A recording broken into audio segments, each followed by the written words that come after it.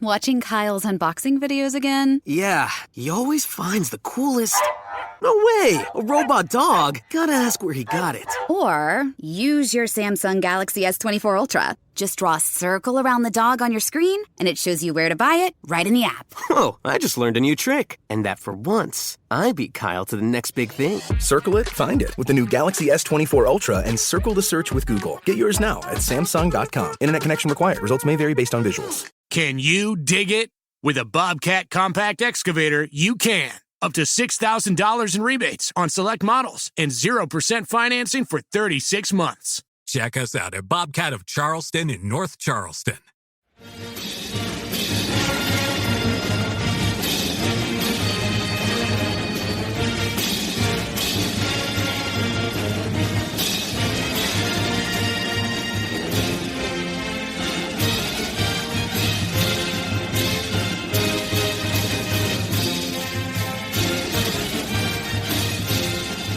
Hello, Duke fans, and welcome to episode 345 of the Duke Basketball Report podcast. And if you are a fan of Green Day, this is your alarm clock. It is September 30th, 2021, the last day of September. The first day of practice for the men's basketball team was a couple of days ago, and they made the team available to the media, including Coach K. So I'm Donald Wine, here to wake you up and be your host for this episode. Sam Klein is not able to be with us today, but I do have Jason Evans with me. So, Jason, good morning to you, sir. Good morning to you. I like the Green Day references. Good job, man. You're bringing it today. Yeah, I mean, it's Wake Me Up When September Ends. If you guys don't know that song, this is the day to play it because September is almost over. But we're not going to talk about Green Day. We're going to talk about Duke basketball. And the way we're going to break this down, Jason, is for the first half of this episode, we're going to discuss the Coach K side of things. He had a press conference that obviously is available to the public. It's on YouTube if you want to watch it in full. And then after the break, we'll discuss some of the audio that you probably didn't hear out there with a special guest who was able to help us obtain that audio. So, Coach, first off, Jason, does that sound good to you? We can talk about Coach K first. Oh, yeah. Yeah, you have to start with, look, he's still the head coach. We've spent so much time talking about John Shire and Duke's recruiting lately that it's easy to go like, wait a second, what's going on here? Who's the guy in charge? Coach K is still very much the man in charge, and he had some fascinating things to say at his press conference.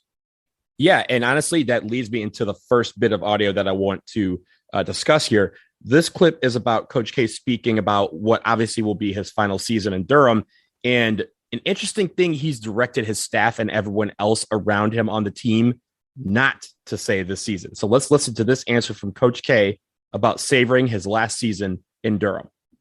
No, I told my staff and everyone around me not to use the word last.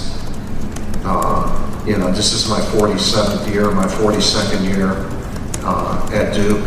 I'm going after it the way I've gone after every year.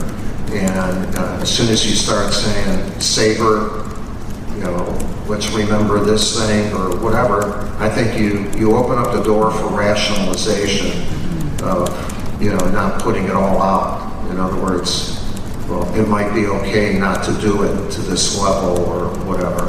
And I know that can take place. So we're not having any of it. I'll savor in May or whatever after that. But right now, I want to live, not savor. Like being in the moment is what I've tried to do my entire career. In order to have the continuity of success of excellence that we've had, you can't savor much of anything. You better be in the moment that you're in. And for the last 4 decades, we've made a mark on college basketball in the last 4 decades, and I'd like to make another mark before I leave in this decade.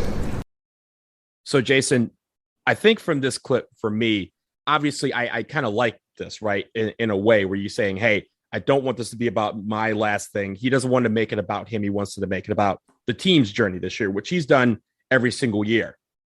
But I feel like, and I want to ask Matt this on the other side of the break when we get to him, but this feels like the team, how we've heard some of their statements, especially during the summer, they may be not saying the word last, but they're definitely thinking we got to send out Coach K on his last journey a winner. Don't you agree with that? Yeah, unquestionably. I mean, look, on the one hand, it is worth noting that the focus around the Duke program every single season is we are on our path toward winning a national title. That's the goal every single year. So I don't know that them saying we need to send out Coach K with a national title is all that different. Is it hugely different from what we usually see from Duke? Probably not. But you definitely got an impression from what I've seen from all the coverage of the media day and from Coach K's comments that everyone recognizes that there's some finality happening here. I'm intentionally, by the way, not using the word last. As you heard Coach K say, the word last has been banned to some extent around him. We don't use depth. We don't use last. Like Coach K tells us what not to say. Right. Exactly. We abide by that. He's got vocabularies. I will say that I think it is really interesting that, this man is a master motivator. He understands bringing people together. He understands getting people to give to you the most that they possibly can.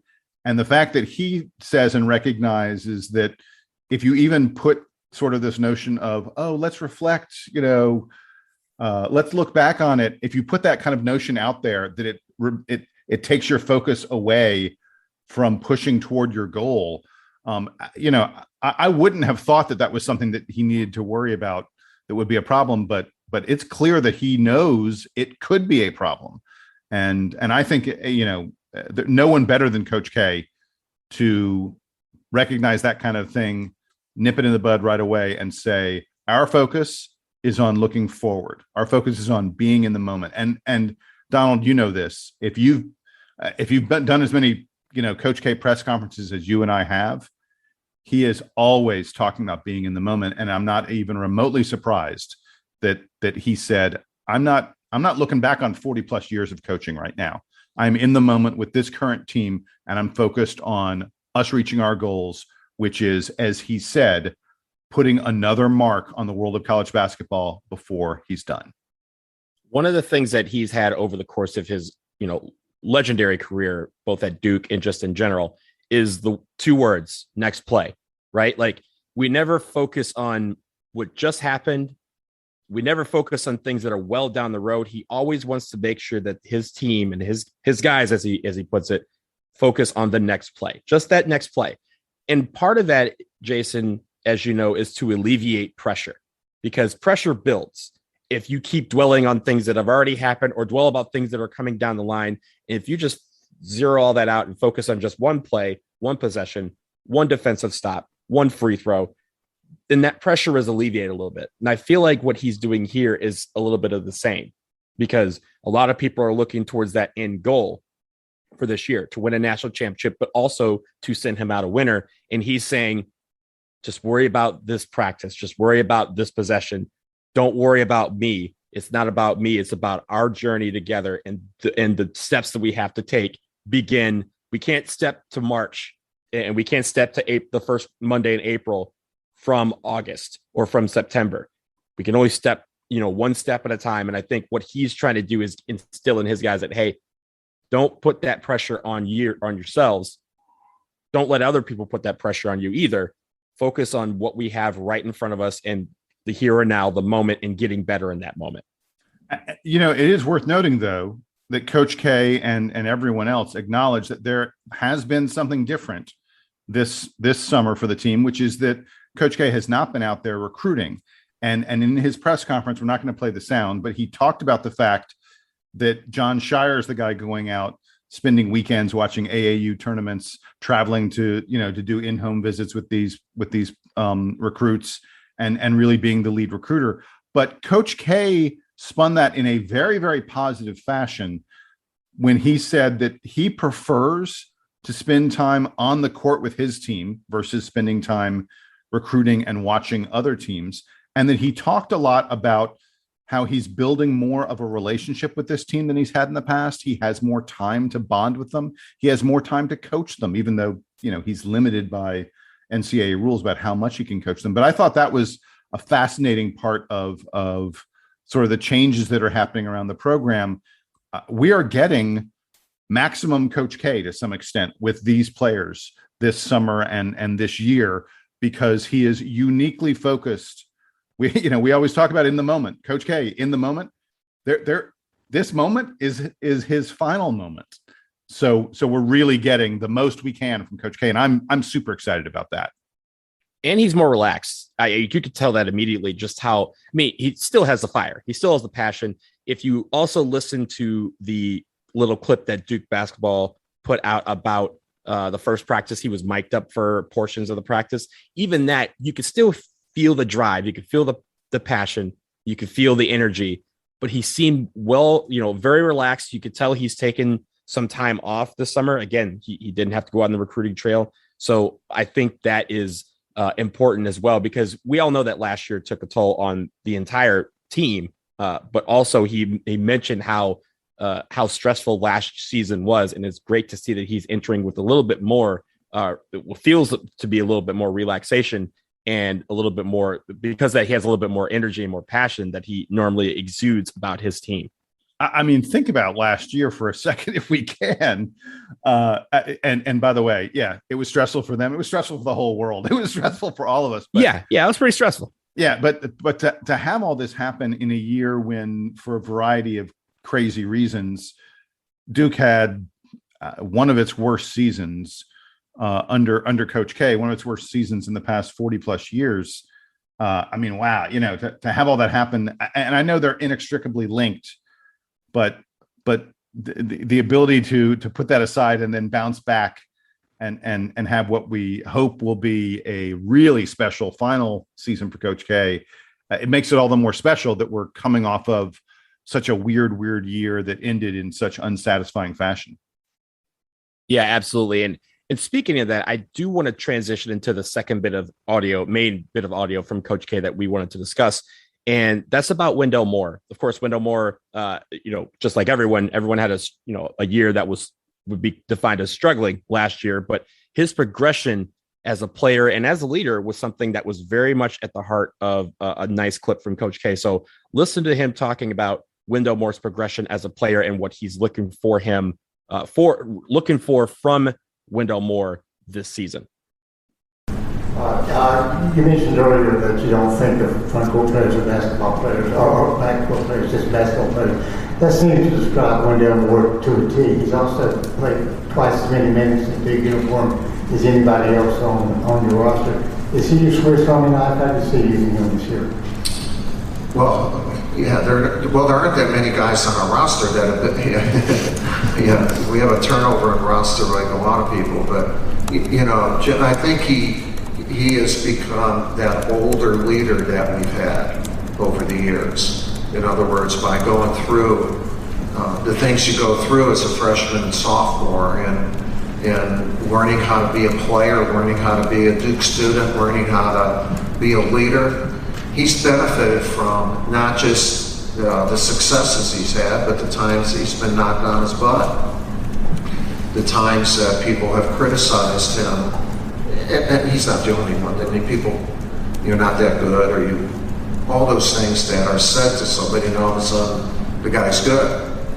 Said, well, I'm surprised. Well, you're surprised because you don't know it's a process. This doesn't, you don't get an amp to be good. You have to earn being good. And he spent the spring changing his body and how he runs. He's taller now. He's a much better athlete. I told him I was getting some stuff done in the training room. He came in this morning, and I said, that dunk has gone viral. Now you're going to have to do that all the time. And he started laughing. I said, and I'm not going to be able to put the bucket at 9 feet anymore, just so you look good. And he said, really, Coach? I said, yeah. So I love my relationship with him. Like, he's our leader, and he's vocal. He's good. He's in a great place. I love where he's at, and I'm I'm really anxious to see how it'll turn out for him this year. He's one of the keys for our team because he's going to be that leader. And yeah, they're a real close group. We have a real close group. They've been fun to coach, and they have fun. They work hard. They work really, really hard.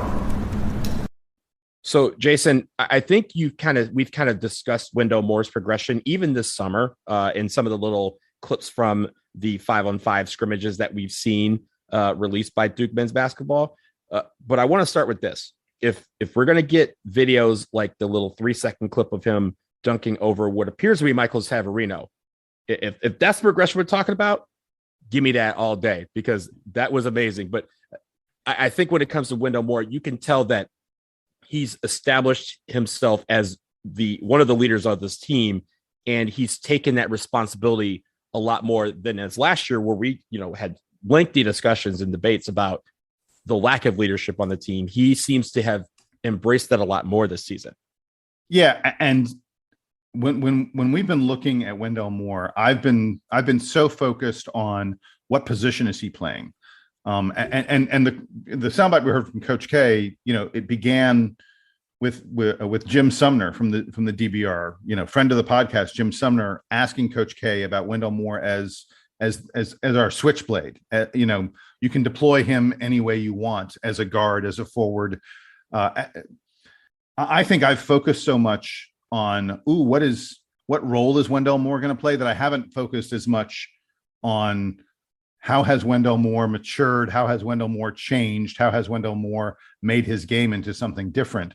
And hearing, the Coach K especially talk about, that Wendell Moore has done all this extra work to transform his body and upgrade his explosiveness. It's special, and it shows you that the dedication that this kid has, that's not easy to do. In fact, it's the kind of thing that you sort of think, it's not really possible to alter your athleticism, but it appears that that's what Wendell Moore has done. And he was already phenomenally skilled. He was already a guy that you felt like, okay, this guy can, he's a dynamic defender. He's a really good passer and ball handler. He can score. To also have that kind of skill set suddenly put in the body of a guy who's a little bit quicker, who's jumping a little bit higher, who's faster. Wow. We get all excited about the shiny new toys of Paolo Banchero and AJ Griffin and the freshmen and transfers. It may be that the shiniest new toy of all for Duke this season is a newly athletic Wendell Moore. I want to open up that toy right away. Yeah, that's great. And you mentioned, Coach K and how he talked about him. He mentioned about the fact that how he has loved how his relationship with him has grown. And, again, we just talked about how Coach K has spent the summer being able to get to know his players this year or for this team. I think that relationship was probably one of the things that he was most focused on, blossoming, because it's clear that he trusts Wendell Moore in a lot of different areas, both on the floor and off. And Wendell Moore trusts Coach K to put him in the best position to be successful and also to put the work in, because it's clear that he's put the work in. You don't get taller normally between your sophomore and junior year. Like, that usually doesn't happen. Maybe between freshman and sophomore year, sure. But very few juniors come back and go, oh, I'm like 2 inches taller and I'm 30 pounds heavier, whatever that is. He clearly is a new look athlete. And because of that, Jason, I think that's where the intrigue and the excitement comes. Well, and we would be remiss if we did not also talk about the thing that Coach K said initially at the very beginning of that sound. Wendell Moore is that older leader. And it's been a little while, I think, that Duke had someone like that who was a guy who'd been a starter and a major part of the team throughout his career. And when I say a little while, I think we go back to Grayson Allen, and before that, Quinn Cook. Not to say that Duke hasn't had guys who were experienced players on recent teams, but they haven't been guys who were major players as freshmen and sophomores and then moved into that leadership role as juniors and seniors. Wendell Moore, to me, is a different circumstance. We just haven't had a lot of guys who stuck around for a few years who were playing as much as Wendell Moore did as a freshman. Look, how can we forget he was the guy who had the tip-in against UNC his freshman year. He was on the floor, in big circumstances for several years now. And Coach K, that was his initial. If you ask him about Wendell Moore, it's easy to go, oh, this guy's the Swiss Army knife. Oh, this guy does all these different things. Coach K focused on, or at least Coach K started with, he's a leader. And that's going to be hugely important for this team because it's something that all of us around the program, all of us who follow Duke have sensed has been missing. Certainly last year in the team that I talked about, that struggled so much. I think that team was really missing leadership. And it sounds like Wendell Moore recognized it was missing and that Wendell Moore said, it's going to be there this year because I'm going to provide it. Coach K mentioned that too, paraphrasing him from what he said about that. He said that Wendell Moore has benefited from his success and from being knocked on his butt. And that's what you want in a leader. He understands what it takes to be successful. He understands what it feels like to fail or to not succeed and to get back up from that and improve. And again, put it out of your memory, learn from it and grow from it. So, and Jason, like you said, we haven't had a leader like that in a while. And if you look at all the national championship teams that we've had over the years in college basketball, it's a healthy balance between exuberant youth and veteran leadership and guys who can do both. And Wendell Moore looks like to be the guy that Coach K is counting on to be both one of the stars of the team, as well as the veteran leader on the floor and off the floor that we need to have a team that, again, can have that balance to win a national championship. So that's what's exciting about it, is that we get to finally see that. And I think we all have said, maybe Wendell is that guy. Maybe there's been times where we say, hey, maybe he isn't that guy, but he wants to be that guy now. And that's what we're looking for. We're looking for someone to step up and want the title of leader. It seems like it's him, and I can't wait to see what he can do with it. And Donald, practice has started. I'm just so excited for the fact. I can't wait for the season to get here. Every day brings us one more day closer, and I'm just really I'm jazzed that we're ready to begin this journey with Coach K for a final time. It's going to be fun. Countdown to Craziness is 15 days away. If you are listening to this right, 15 days away. And if you listen to this on October 1st, it will be 14 days away. So we're ready to go.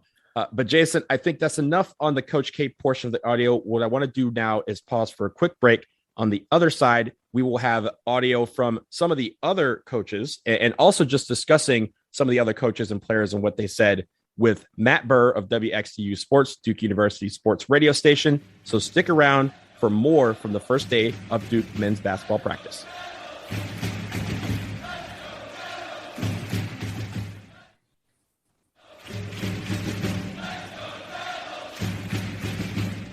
We are back here on the Duke Basketball Report podcast, and we have a special guest with us today. As you all may know, for the past year or so, the press conferences that Duke men's basketball have done have been all virtual due to the pandemic, which I think everyone understands. Well, Tuesday was the first media availability of this year that was strictly in person only. And as you all know, Sam, Jason, and I are not in Durham anymore. So we got to turn to our friend Matt Burr from WXDU Sports, which is Duke University's radio station. And Matt was not only kind enough to get all this audio for us to play on the show, he was gracious enough to wake up early on this Thursday morning to join us. So Matt, welcome back to the show. And of course, thank you for representing us at this press availability. Thanks. Yeah, thanks, guys. Not early for me. I have the elementary school kids, but I appreciate it anyway.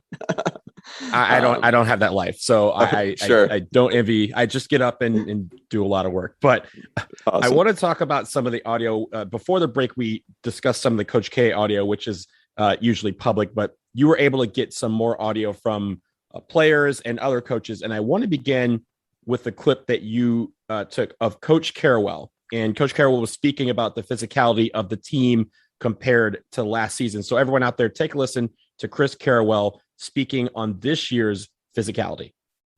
I think the thing that I've witnessed so far is the physicality of our players. Right?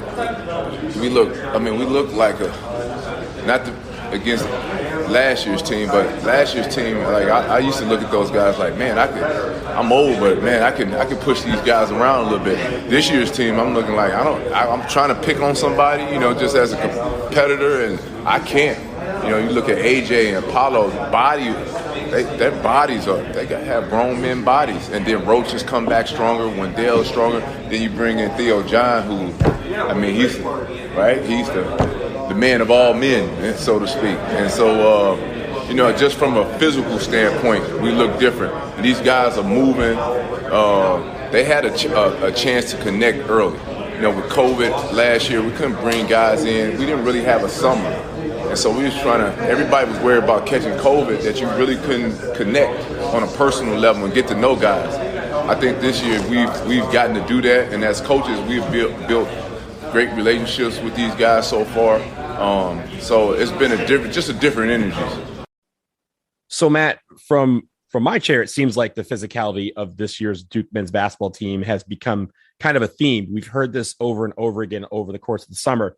You were there. Is that something that is tracking? And what did you see or hear from this press conference that we didn't catch on this clip? Right. Definitely. That was definitely a big theme. You can just see it, seeing the players there in person. We haven't been able to be there in person in general at all. And I know it's been talked about by you, AJ Griffin. His arms are insane. Theo John also. And, of course, we know Mark Williams. But even beyond those guys, the coaches talked about Wendell Moore in particular, someone that had stayed around this summer.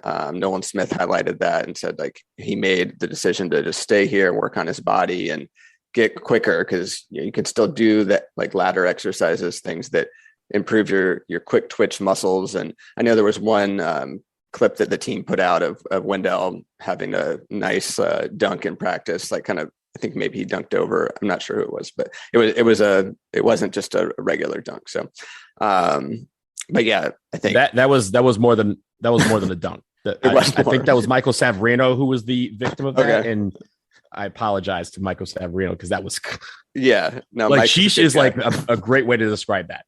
Right. Totally. And actually Nolan mentioned that him and Wendell have kind of talked about Nolan's as a player, his leap into his junior year, because he had not the easiest first 2 years, and then he came on and had really great final 2 years. And he even specifically mentioned how people, that's more of a transfer culture now. And he was proud of Wendell for staying and working hard. And, I think they expect good things out of him this year, especially as a leader. But yeah, with the physicality, I didn't even mention Paulo yet, but Paulo and Mark being big guys down low, and then of course Theo. And I know you guys mentioned Trevor Keels definitely is not just some thin shooting guard. He's definitely has some bulk. I think Jeremy Roach also has been working on his body, so I think it is going to be an upgrade. Just being able to be around like they couldn't do last year and work on this more is going to be a big bonus with both the physicality and the chemistry. That was the other thing I'd say was highlighted a lot, was the team chemistry. So we heard a couple of weeks ago, or I guess a week ago, about Armando Bacot from UNC. He had his famous team photo, and Hunter Dickinson commented with something. It does look fake for sure. And all these guys were talking about Theo John. They said, hey, no Photoshop here, no filter needed. You took a look at Theo John. Oh, yeah. Is that true? Is this man's arms the size of a building? Yeah, legit. Theo John is definitely, his arms are, twice the size of like my legs or something. I mean, he looks like a beast for sure. I look forward to seeing him and Paulo and Mark just like dominate down low. So one of the things that I think we heard was that AJ Griffin hasn't been practicing a ton with the team, that he's still sort of battling some nagging injuries. Were you able to talk to AJ or get impressions from other people about how that's coming? I mean, that obviously would be a major development for this team if he's struggling with injuries. Right. No, I did definitely talk to him, and he did talk about the things that he's, had to overcome. But Coach didn't mention that he wasn't practicing specifically. The only person he mentioned at the time was that Joey Baker had a slight injury and was like not practicing that day, but expected to be back next week. And so I'm not actually sure about that. I think that AJ, he looked in good shape for sure. And, he said that he's, he's overcome definitely a lot, but he's like, he didn't indicate that he wasn't like ready to go to me. So I'm not sure about that. And the other thing that I feel like in the summer scrimmages, we got these little tastes of Mark Williams drifting out to the perimeter a little bit more. Yeah, and, that was mentioned. Yeah. Yeah. I mean, supposedly he can even shoot 3-pointers. Were folks talking about that? I feel like you want Mark to be underneath the basket, but I know. If he can hit it, why not? Yeah, no, I mean, it could be like one of the Lopez twins or something, right? Had to transfer his game into the 3-point line. Now, I think it was alluded to that Mark could shoot threes, and he kind of was like shrugging it off as like, I can't give away all my secrets yet.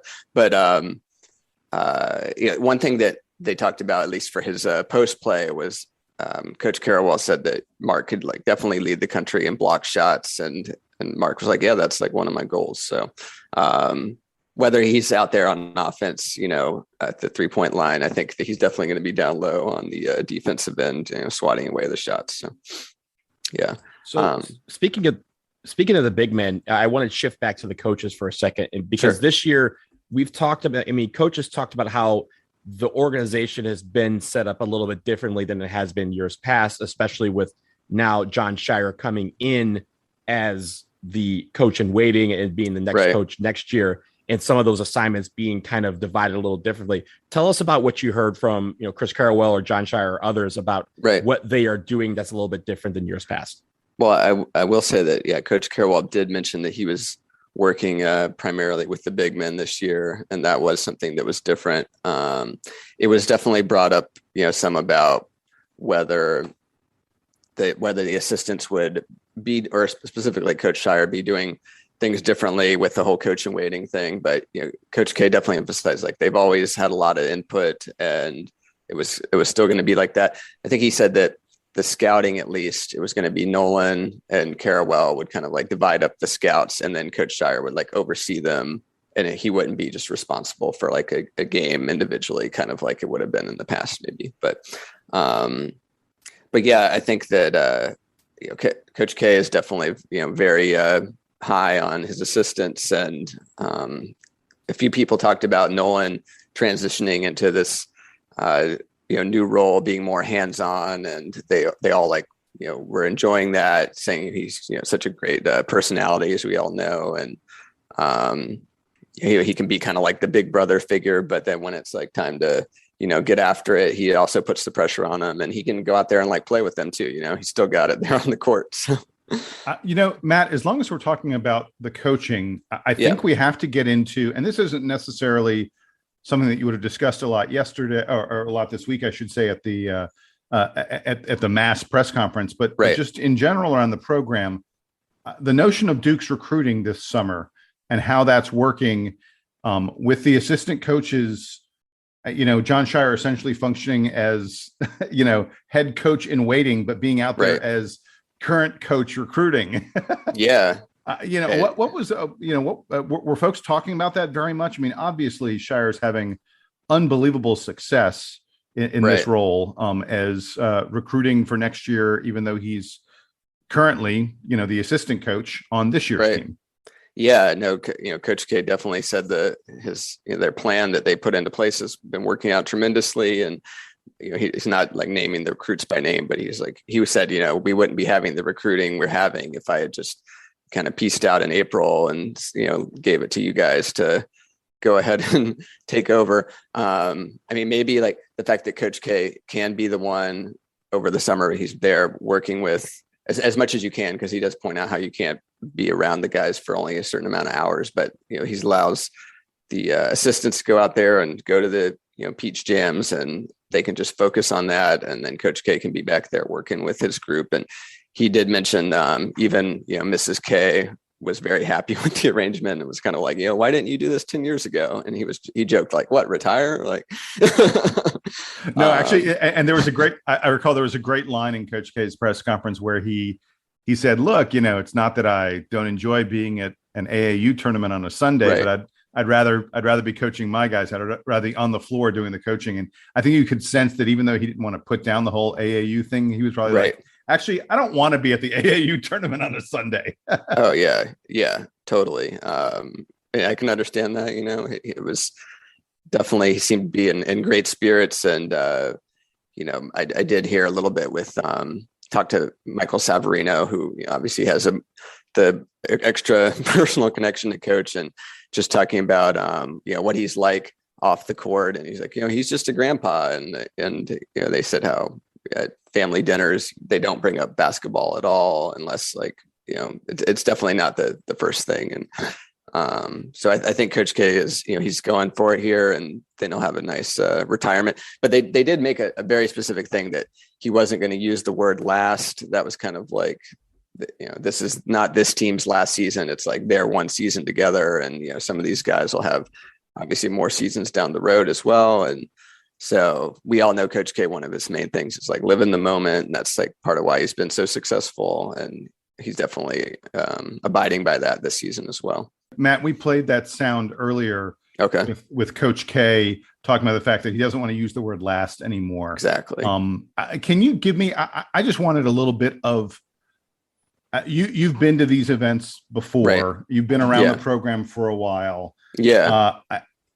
What was the feel? Do you get the impression that even though they're saying, "Oh, we're not using the word last," right? Oh, we're in the moment, we are focused. Yeah. Does it feel different than it has in past years because this is Coach K's swan song? Yeah, I mean, I think for us in the media asking the questions, it definitely felt different because it was certainly asked, and talking to the assistants and the players, they kind of say like, how much are you able to put this out of your mind? So I'm sure they're going to continue to get asked about it. I do believe that the coaches are able to compartmentalize that and kind of, still focus on each game as it comes. But certainly, as the season progresses, I'm sure, it's going to be brought up like every ACC road game. They're going to be like, well, this is your last time, so-and-so, and they'll look back and show the highlights of previous games there. So I think it will be a bit of a challenge for them to really do what they say they're going to do. But I think they're up for it. But having said that, right, like there's saying and there's doing, right? We all here saying, hey, we're going to enjoy this season for what it is. But deep down, like, fans are like, hey, there's a retirement gift out there. It's perfect for him. He can unwrap it in April. Is that the feeling that you got from talking to some of these players and coaches, that even though they're not using the word last or final, that this is still the focus? Oh, for sure. Yeah. I mean, they definitely are like, we want to send out Coach the right way. We want to, obviously win a lot of games, as Joey Baker said. I mean, they even beyond Coach K's, final season here, there's the fact that the last two seasons ended with, COVID, and last season there was no fans. And that was something that multiple players talked about, the awkwardness of that, and how they're just like so looking forward to being back out there with the crowd. And I'm personally like already envisioning how it's going to look with all the crazies. Like presumably we'll be having to wear their masks. I don't see how they wouldn't be, and like yelling like normal, because that'll just be an interesting like visual. Trust me, I do it for soccer all the time. You can yell through a mask. Oh, the camera will be plenty loud. Trust. Sure, totally. No, I noticed you, Donald, in Honduras there for the U.S. soccer game, and I was like, "That's Donald!" Like, it was awesome. So I'm going to teach these kids what I know. That's right. That's right.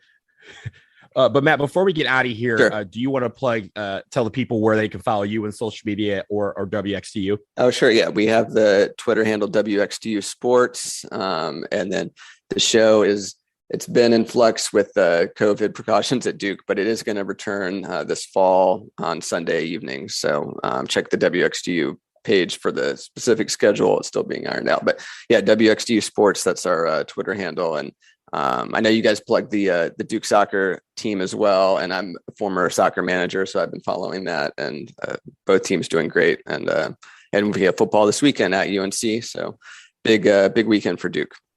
Thanks for having me. Big weekend for sports. And Matt is the co-head of WXDU Sports. He handles all of that. So please go follow him. Please go follow WXDU and follow us out there at DBRSBN on Twitter. So that will do it for episode 345 of the Duke Basketball Report podcast. As always, we want to thank Matt Burr for joining us today and bringing us some sound from the first basketball practice of the season. We'll be back before the end of the week to preview, again, the big football game coming up is Go to Hell Carolina week. So we'll be ready for that, as well as some other basketball news that we had from this week. So until then, please like, subscribe, rate 5 stars, review. You know the drill. Also, for any questions, if you want to get in touch with us, dbrpodcast@gmail.com is your best way to get to Sam, Jason, and I. We will check you out very, very soon. Sam will be back very, very soon. Jason will be back very soon. And I'm Donald. You know I'll be back. But now it is time for the Duke Band to play us out and take us home. Go to hell, Carolina. Go to hell. That's right.